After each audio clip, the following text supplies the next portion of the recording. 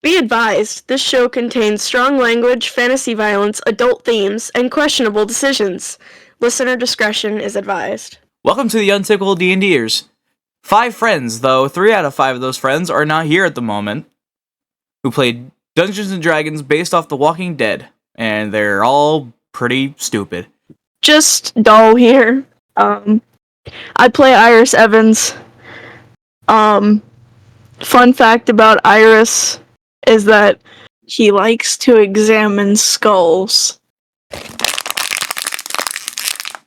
Not the chips again. That wasn't chips. What was it? That was a water bottle. Hey, I'm Noah.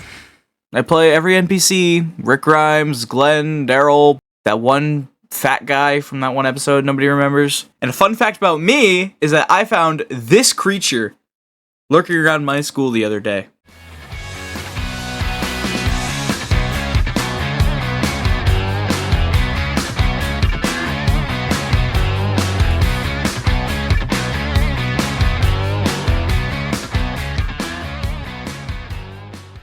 It has been 3 days since the events of last episode have taken place. Everyone has gathered for breakfast. Mostly everyone. But by sheer coincidence, Terry, Susie, Joe Baba, and Raven all on a mission. And their mission is to catch fish. Herschel gives everyone a plate of eggs, toast, and bacon. The only person not eating that's currently at the dinner table is Rick. Rick looks tired, like he hasn't gotten sleep. Hey, Herschel, can we talk for a second? Sure thing. Herschel and Rick go off to the side to chat. I've been thinking about it for the past couple days. I think we need to reinforce ourselves. What happened last time was scary. Scary? What happened last time was terrifying. We could have died. We need to reinforce the fence. I see your concern. If you get the materials, you can reinforce the fence. Also, about the barn. I was thinking maybe we'd look for more materials to help ourselves. You know? Rick, I've told you before.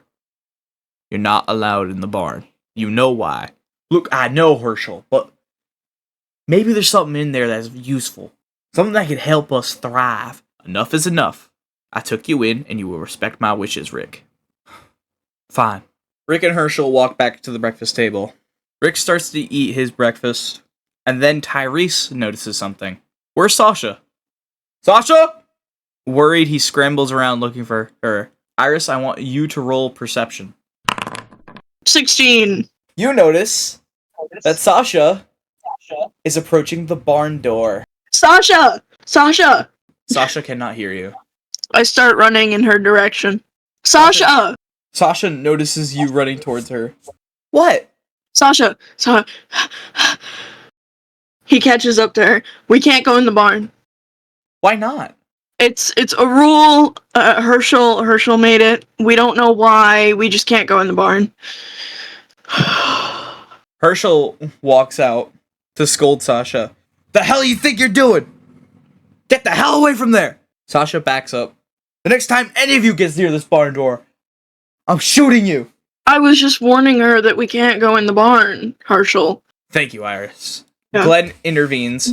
Well, what's so bad about your barn anyway that we can't go in it?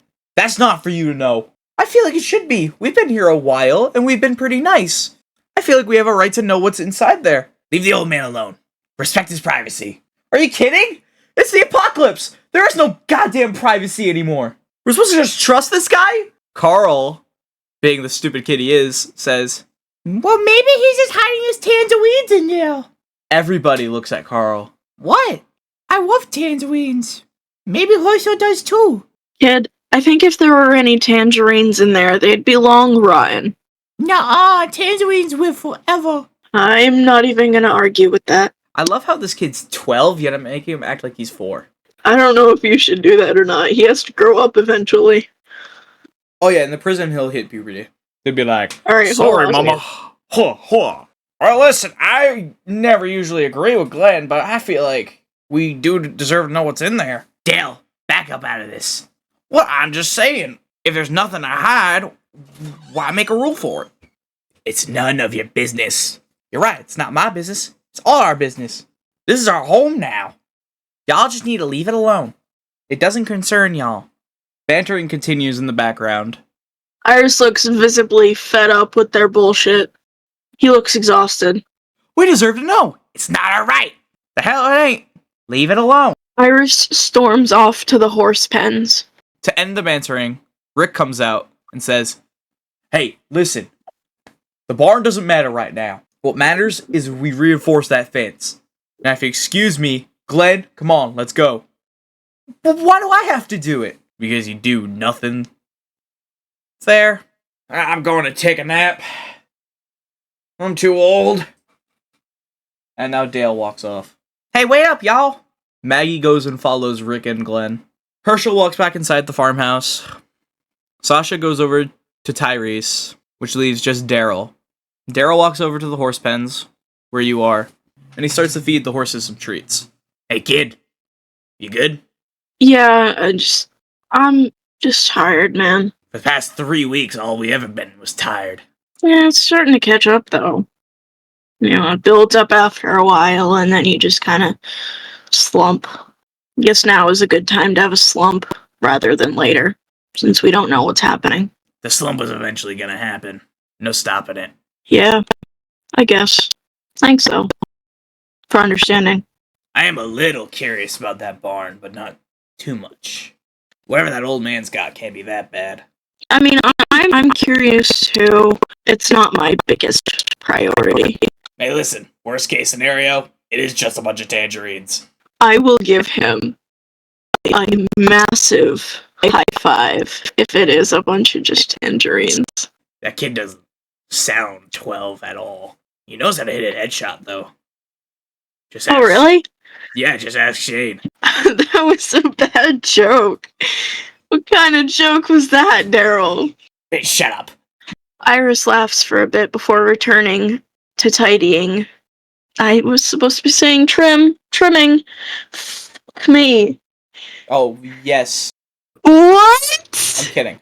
Iris laughs for a bit before returning to trimming the horses. Daryl was thinking about hot oiled buff net. No, I'm kidding. No! Hey, I'm gonna go, search the forest for some mushrooms later on. Are you interested in, tagging along? I don't want to go by myself. Daryl shrugs and goes, what the hell? Why not? We're now going to cut to the POV of Rick, Maggie, and Glenn. Rick, Maggie, and Glenn are back in the city, searching for supplies and materials to reinforce.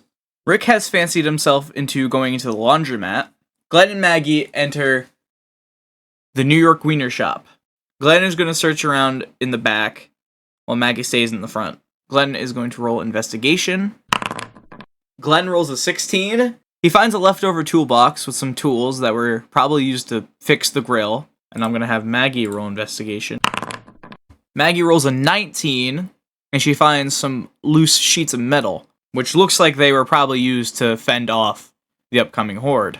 While Maggie gathers the sheets of metal, Glenn starts playing around. He picks up a sausage, and he goes, "Look, it's a wiener." Maggie looks visibly annoyed. "You want it?" "No, I'm alright." Maggie gets up, starts walking to Glenn. Maggie pushes Glenn against the wall and says, "I'd rather have the real thing." Glenn is visibly flustered, and in disbelief, him and Maggie start to kiss. It gets pretty heated, but before any clothes are removed, Rick walks in on them. "Hey, I found some stuff that, good God." "Hey, Rick!"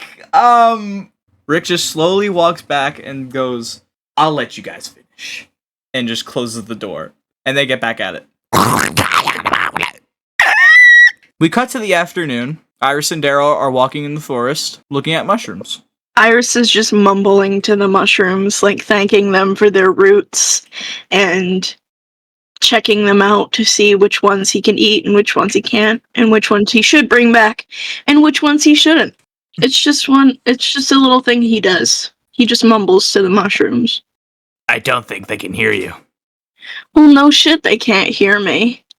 It's just a thing I do. "Well, I'll listen and I won't judge. For now."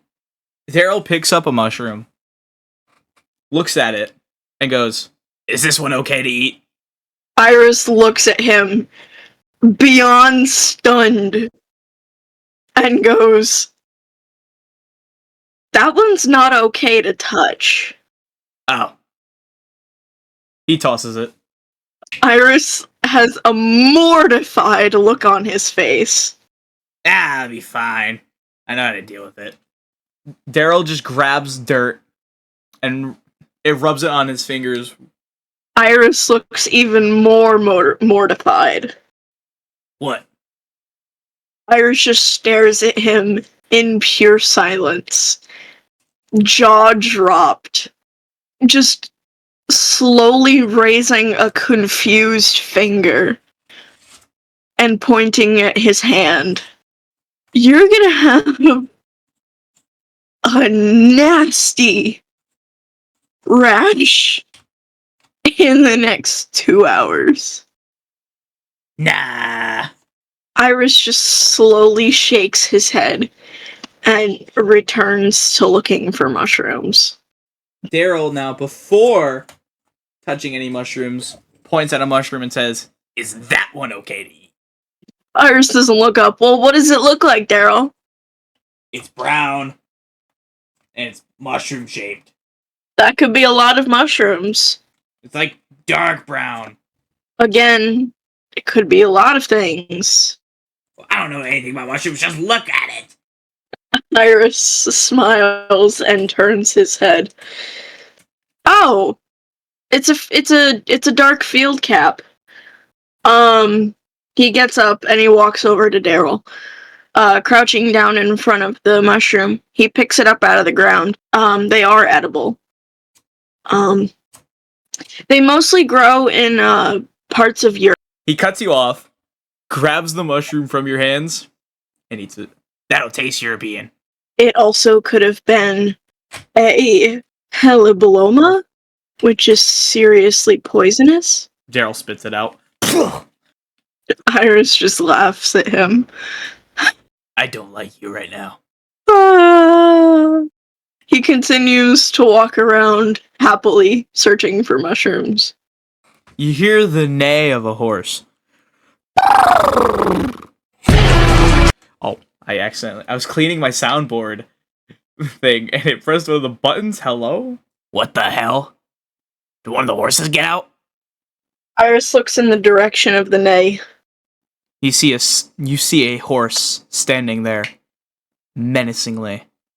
Walking from the left of your vision is a couple. A redhead and a fat guy. The redhead looks at the horse while the fat guy is looking at his map. And the redhead goes, "Peter, the horse is here." The fat guy looks up at the horse. His facial expression has not changed. He's kept a serious face. And he says,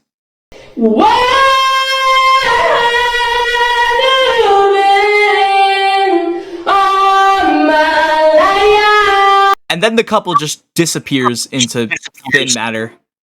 What the hell is that about? Marika? No. It's obviously Marika. Damn it, you were supposed to give it away! Shut up. Hi, guys. Sorry if I scared you in being a horse. I was feeling really weird. Okay. You can talk to her. I gotta take a piss. Daryl walks off to take a piss. Okay. Marika shapeshifts into a human, and she examines you. Yes. When she is behind you, though, she does grab your cheeks. Iris moves away from her touch.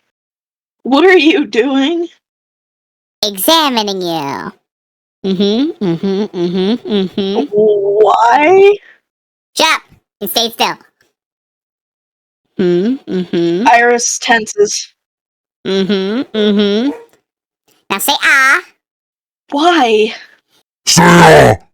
Iris opens his mouth hesitantly.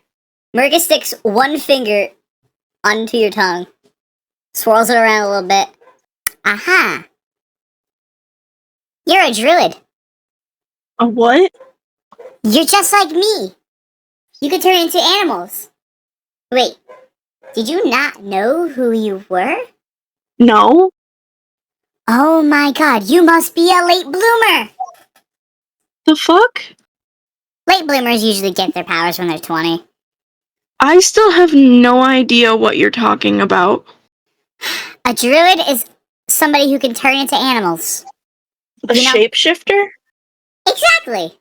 You know how I turn into a horse, or a bat, or a iguana? Yeah. That's what a druid is. And you're saying I can do that? Soon. You're just a little late. I've had my power since I was 5. I'm 19! I'm 600! Are you saying I can live that long? I don't want to live that long. Mirka takes a quick glance at you again and goes, you probably won't make it past 200. I'll make it to 200. If you're lucky. Oh my god. Oh my god. What? I never saw my parents transform. That's the thing. It's not genetically passed down. What is it then? It's chosen. You mean I was chosen to be a shapeshifter? I know, right? I was chosen to be a shapeshifter. Look at me. Yeah. Definitely look at you. Anyway, so you mean like I could theoretically turn into a deer, like right now? If you could channel it, yes, but I don't think you could. How do you channel it? It's different for some people. Some people get their first transformation from rage, desperation, maybe even happiness. Huh. I remember my first transformation. I don't know if I want to hear that story. My dad threw a beer bottle at me, and I turned into a gorilla. I'm sorry that he threw a beer bottle at you. It's fine, he got aggressively mauled 10 seconds later. Now I'm happy for you. I'm happy that you did that. That you got your vengeance. Yeah, it wasn't that worth it now. I came just like my mother. Okay.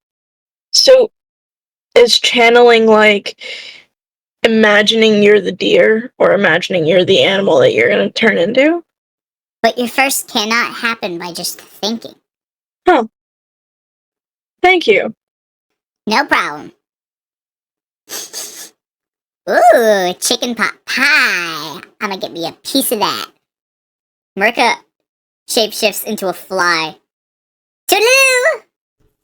Bye! He waves happily to her as she flies away. Ah, that was a big one. Where'd she go? He left. Oh. Iris has this giant smile on his face. What are you so giddy about? She just told me that everything will be okay. Daryl goes to look for another mushroom. Okay. No silly business. No nerd lectures. No nothing. Is this mushroom right here safe to touch, eat, consume, even breathe next to? Daryl, that's a button mushroom. Does that mean I can't touch it? You know those mushrooms that you get at the store? So I can touch it. Yes, you can touch it and eat it Sweet. and be fine. He grabs the mushroom and eats it. Iris laughs. I swear to God, if this has some stupid catch to it. It's got no catch to it, Daryl. It's just a button mushroom, no catch. If I find out you're lying, sleep with one eye. No. You're both gonna roll perception with disadvantage. I got a 7. Daryl got a 9. None of you notice. A zombie is behind Daryl, and it grabs him. Ah, shoot! Daryl tries to hold his own against that one zombie, but you see that more zombies are coming towards him. Daryl cannot reach for his knife. Daryl cannot fight. Your bat is not with you. With the adrenaline rushing through Iris's veins, he transforms into a bear. The zombies are distracted by the transformation, and Daryl is appalled. What the funnel tube? Iris starts tearing through the zombies with his claws. Roll an arm strike with advantage and add +3. I've already got a +2, so do I add on to that? Yes. Okay, then I got a 17. You maul all the zombies without any. Daryl just has this confused, shocked face and is backing up slowly to catch a breath. Iris, or the bear, turns to Daryl and slowly approaches him. Easy now, I don't want any trouble. Wait, what was it? If it's